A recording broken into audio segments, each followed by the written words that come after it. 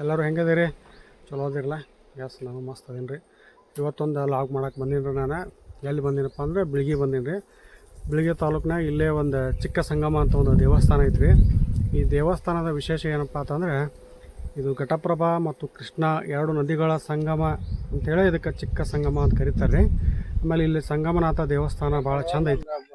Friend ಭೇಟಿ ಆದರೆ ಅವ್ನು ಕರ್ಕೊಂಡು ಇವತ್ತು ಲಾಗಿಗೆ ಬಂದೀನಿ. ಅದ್ರ ಸಂಬಂಧ ಇವತ್ತು ಲಾಗ್ನಾಗ ಇವತ್ತು ಇರ್ತಾನೆ. ಬರ್ರಿ, ನಮ್ಮ ಫ್ರೆಂಡ್ ಪರಿಚಯ ಮಾಡಿಸ್ತೇನೆ ರೀ ಇವತ್ತು ನಿಮ್ಗೆ. ಹಾಯ್ ಪ್ರಭು. ಹಾಯ್. ಹೆಂಗದೀಪ ದೋಸ್ತ? ಆರಾಮ್ ನೋಡ್ರಿ. ಆರಾಮದಿಲ್ಲ? ಇದು ಚಿಕ್ಕ ಸಂಗಮ ಅಂದ್ರ ಏನಪ್ಪಾ ಅಂದ್ರ, ಇಲ್ಲಿ ಜಾತವೇದ ಮುನಿಗಳು ಬಸವೇಶ್ವರರಿಗೆ ಒಂದು ವಿದ್ಯಾಭ್ಯಾಸ ಹೇಳಿದಂತ ಒಂದು ಕ್ಷೇತ್ರ. ಹಿಂಗಾಗಿ ಇದೊಂದು ಫೇಮಸ್ ಆಗೈತಿ. ಹಂಗ ಇದು ಕೂಡಲ ಸಂಗಮ ಪ್ರಾಧಿಕಾರದ ವತಿಯಿಂದ ಅಭಿವೃದ್ಧಿ ಪಡಿಸ್ಯಾರ. ಇಲ್ಲಿ ಉತ್ತಮವಾದ ನೇಚರ್ ಐತಿ. ಹೊಳ್ಳಿ ಹಂಗ ಹಕ್ಕಿಗಳ ಒಂದು ಆಗಮನ ಆಕತಿ, ಇಲ್ಲಿ ವಿದೇಶಿ ಹಕ್ಕಿಗಳದ್ದು. ಆಮೇಲೆ ಇಲ್ಲಿ ಪ್ರೀ ವೆಡ್ಡಿಂಗ್ ಶೂಟ್ ಐತಿ, ಈಗ ಹೇರಳವಾಗಿ ನಡೀತಾವ. ಹಂಗ ನೋಡೋಣ ಬರ್ರಿ ಮುಂದ.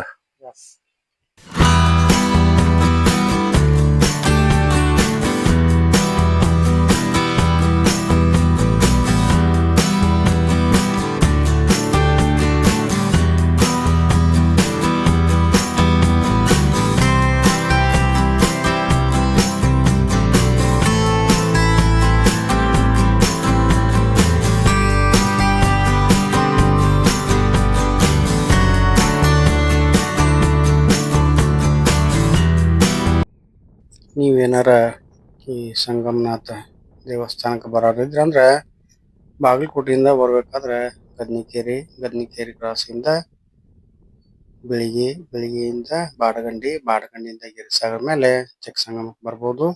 ಇಲ್ಲಿ ನೋಡ್ರಿ, ಇದು ಹೊಳಿ ಇಲ್ಲಿ ನಮಸ್ಕಾರ ಮಾಡಿ ತಕೊಂಡ ನಾವು ನೆಕ್ಸ್ಟ್ ಗಾಡಿ ಸಂಗಮನಾಥ ದೇವಸ್ಥಾನಕ್ಕೆ ಹೋಗೋದ್ರಿದೆ. ಇದ್ರಿಗೆ ನೋಡ್ರಿ ಗೋಪುರ ಕಾಣ್ತದ ನೋಡ್ರಿ, ಸಂಗಮನಾಥ ಅಂತ ಭಾಳ ಚಂದ ಐತ್ರಿ ದೇವಸ್ಥಾನ. ಅದಕ್ಕೆ ನೀವು ಬರೋರಿದ್ರೆ ಒಂದ್ಸಲ ಬರ್ರಿ, ಬಂದ ಕೇಸಿಂದ ಸಂಗಮನಾಥ ದೇವ್ರದೊಂದು ಆಶೀರ್ವಾದ ಪಡೀರಿ. ಆಮೇಲೆ ಇಲ್ಲೆಲ್ಲ ವಾತಾವರಣ ಭಾಳ ಚಂದ ಐತ್ರಿ ಇಲ್ಲಿ. ಅದಕ್ಕೆ ಬರ್ರಿ, ದೇವಸ್ಥಾನದ ಒಳಗಡೆ ಹೋಗಿ ದೇವರ ದರ್ಶನ ಪಡೀನು. ಬರ್ರಿ, ಒಳಗೆ ಹೋಗೋಣ.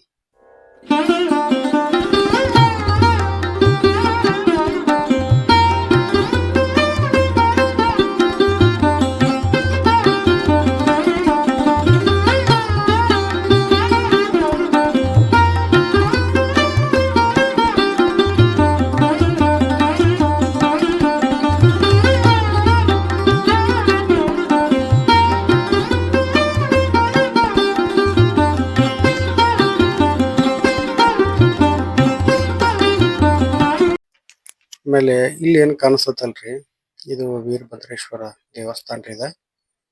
ಈ ಎಡಗಡೆ ಐತ್ರಿ ಇದು ದೇವಸ್ಥಾನ. ಅದಕ್ಕೆ ವೀರಭದ್ರೇಶ್ವರದ ಒಂದು ಆಶೀರ್ವಾದ ಪಡೆದ ಮುನ್ನ ಇಲ್ಲಿ ಬಂದೀವಂದ್ರ ಈ ಕಡೆ ನೋಡ್ರಿ ಹೆಂಗ್ ಕಾಣಿಸ್ತೈತ್ರಿ. ಒಳಗಡೆಯಿಂದ ಇದು ದೇವಸ್ಥಾನದ ಮುಂದ್ಗಡೆ. ಆಮೇಲೆ ಇಲ್ಲಿ ಏನ್ ಕಾಣಿಸ್ತತ್ ನೋಡ್ರಿ, ಇದು ದೀಪಸ್ತಂಭ ರೀ. ಇದು ದೀಪಸ್ತಂಭನು ಭಾಳ ಚಂದ ಮಾಡ್ಯಾರ. ಆಮೇಲೆ ಈ ಕಡೆ ಏನ್ ಕಾಣಿಸ್ತಲ್ಲ, ಇದು ಆಂಜನೇಯ ಸ್ವಾಮಿ ದೇವಸ್ಥಾನ ಐತ್ರಿ ಇದು.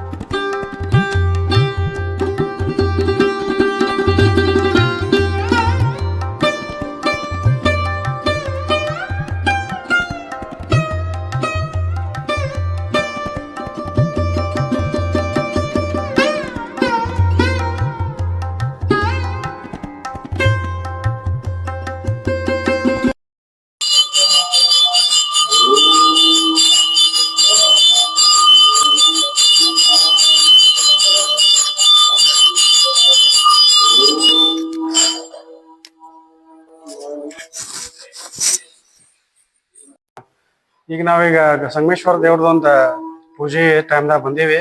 ಪೂಜೆನೂ ಆತು, ಆಶೀರ್ವಾದನೂ ತಗೊಂಡಿವಿ. ಆಮ್ಯಾಗ ಇಲ್ಲಿ ಅಜ್ಜಾರ್ದಾರ ಸ್ವಲ್ಪ ದೇವಸ್ಥಾನ ಬಗ್ಗೆ ಒಂದ್ ಸ್ವಲ್ಪ ಮಾಹಿತಿ ಕೇಳೋಣ. ಅಜ್ಜಾರ್ನ ಮೂಲ ದೇವಸ್ಥಾನ ಎಲ್ಲಿತ್ತು, ಆಮೇಲೆ ಇಲ್ಲಿ ಯಾವಾಗ ಸ್ಥಾಪನೆ ಆಯ್ತು, ಆಮೇಲೆ ಜಾತ್ರೆ ಆ ವಿಶೇಷ ಏನ್ ನಡೀತೈತಿ, ಯಾವ ತಿಂಗಳದಾಗ ಆಕತಿ, ಅದ್ರ ಬಗ್ಗೆ ಸ್ವಲ್ಪ ಅಜ್ಜಾರ್ನ ಕೇಳೋನು. ಬರ್ರಿ ಅಜ್ಜಾರ್, ನಮಸ್ಕಾರ ರೀ. ನಮಸ್ಕಾರ. ನಮಗ ಸ್ವಲ್ಪ ಸಂಗಮೇಶ್ವರ ದೇವರ ಬಗ್ಗೆ ಒಂದ್ ಸ್ವಲ್ಪ ಮಾಹಿತಿ ಹೇಳಲ್ಲ.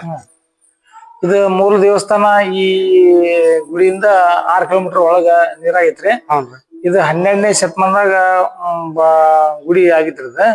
ಆ ಮೂಲ ಗುಡಿ ಅಲ್ಲಿ ಬಸವಣ್ಣವ್ರ ಬಾಗೇವಾಡಿಯಿಂದ ಬಂದು ವಿದ್ಯಾಭ್ಯಾಸ ಮಾಡಿ ಸ್ಥಳ ಅದು.